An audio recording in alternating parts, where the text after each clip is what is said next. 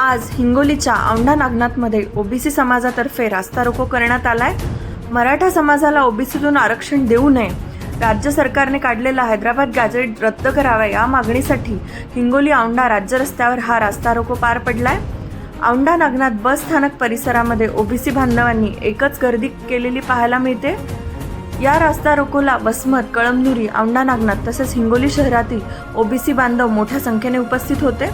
मोठ्या प्रमाणात वाहतुकीची कोंडी झालेली यावेळी पाहायला मिळाली आहे। या रास्ता रोकोला ओबीसीचे नेते चंदू कवाळे, विकी देशमुख, संजय दराडे, ॲडव्होकेट रवी शिंदे आदी ओबीसी समाजाचे नेते मोठ्या संख्येने उपस्थित होते।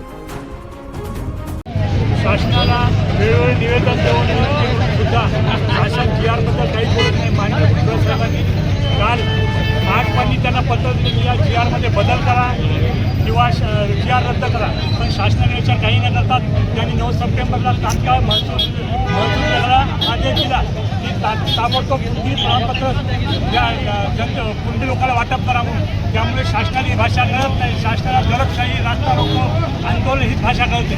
त्यामुळे येणारा 17 तारखेला कळमनुरी त्यांनी भव्य एल्गार मोर्चा ठेवला आहे।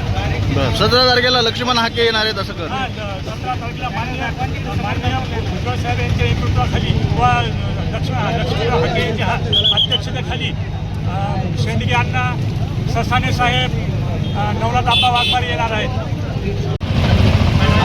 औंढा नागनाथ या ठिकाणी रास्ता रोको करण्यात आलेला आहे, काय मागण्या होत्या काय? आमच्या मागण्या एकच होत्या की जे शासनानं हैदराबाद गॅझेट लागू केलेलं आहे ते रद्द करण्यात यावे व मराठा समाजाला या अगोदरच 10% आरक्षण दिलेले आहे, तरी काही समाजकंटक त्यांचे वारंवार मुंबईला जाऊन आरक्षणाची बेकायदेशीर मागणी करत आहे व सरकार पण त्यांचे लाड पोसत आहे। आम्ही सरकारला एवढीच विनंती करतो की त्यांचेही लाड जसे पुरवितात तसे आमच्या ओबीसी समाजाचे सुद्धा लाड पुरण्यात यावे, नाहीतर आम्ही सुद्धा आदरणीय भुजबळ साहेबांच्या नेतृत्वाखाली तुम्ही लाखोनं आलेत, आम्ही कोटीने येऊ आणि मुंबई जाम नाही, मंत्रालय आणि पूर्ण विधानभवन घेण्याचा इशारा देत आहोत।